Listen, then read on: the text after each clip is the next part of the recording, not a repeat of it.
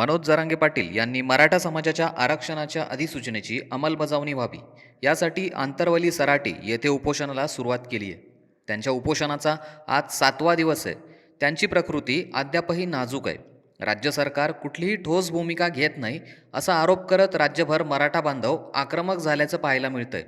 सगळीकडे उपोषण बंद तसेच रास्ता रोको केला जात असल्याचं चित्र आहे. धाराशिवमध्ये देखील आंदोलक आक्रमक झाल्याचं पाहायला मिळतंय. याचाच परिणाम म्हणून धाराशिवचे बसस्थानक आजपासून बंद ठेवण्यात आले आहे. प्रवाशांच्या सुरक्षेसाठी हा निर्णय घेण्याचा सांगितलं जात आहे. तर पुढील आदेश येईपर्यंत बसस्थानक बंदच राहील असंही आगारातर्फे सांगण्यात आलंय. परंतु या निर्णयामुळे प्रवाशांची गैरसोय होताना दिसून येते. सकाळपासून तरी एकही गाडी गेलेली नाही.